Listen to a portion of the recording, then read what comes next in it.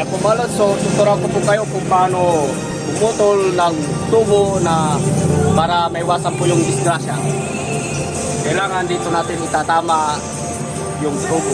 Yan, kailangan po. Pahila. Pahila, ganito lamang. Di pwedeng pa ganito.